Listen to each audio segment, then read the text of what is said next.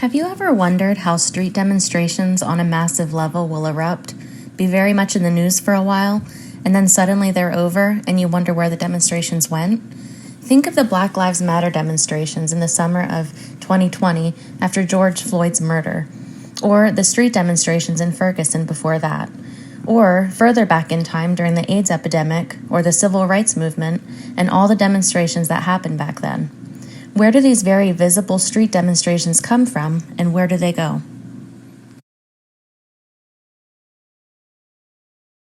If you want to be effective in organizing for social change, you need to understand the natural progression of social movements, the stages they go through, and how to make each stage build effectively towards the next one. In all of these stages, activists and organizers are both enlarging their base of support among the general population and pushing power holders to make changes.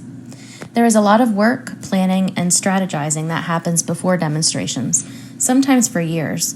And just because you don't see noisy demonstrations on the street does not mean that there is still not work going on after the demonstrations.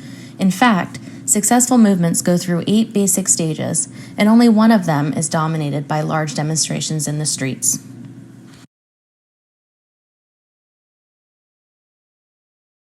The stages move from the normal times of stage 1, when most people are not even aware of the issue, to stage 7 and 8 that are called success and continuing the struggle. In stage 7 and 8, the new views and political understanding are accepted as obvious. Think for a moment about the civil rights movement of the 1960s that clearly shows these stages. In normal time, stage 1, it was just accepted that Black people could not eat in certain white designated areas of restaurants or ride in white designated areas of public transportation.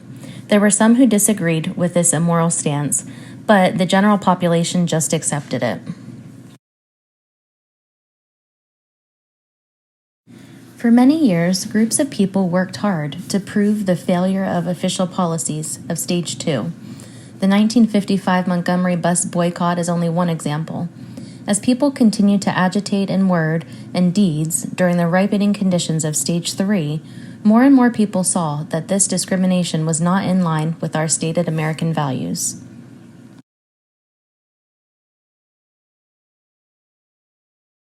And then there were some trigger events, such as the lunch counter sit-ins in 1960, and the planned integrated buses that traveled into the South that made the movement for civil rights take off with stage 4.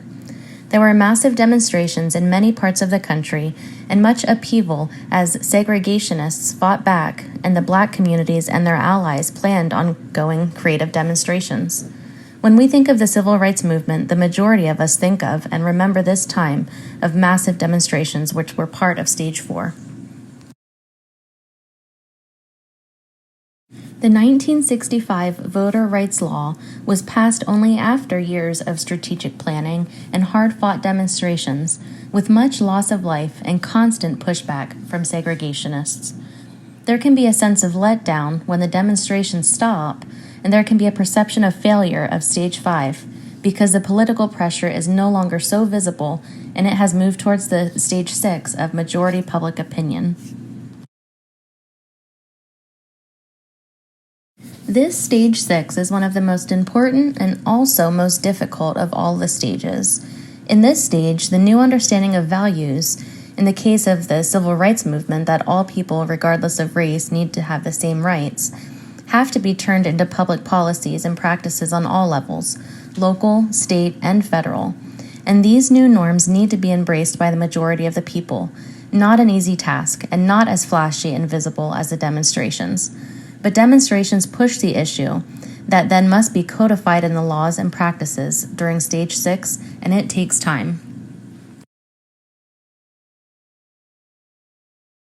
In stage 7, success, and stage 8, continuing the struggle, we must keep focused on making sure these societal and cultural changes continue, and we need to fight the backlash of those who will always want to go backwards.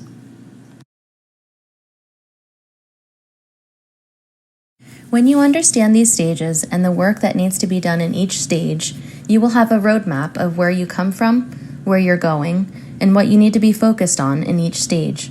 You will no longer be mystified by how street demonstrations suddenly pop up and then disappear, because you will be involved in the creative work of making them pop up and the ongoing work of making sure the changes become accepted as obvious and that backward forces can't succeed.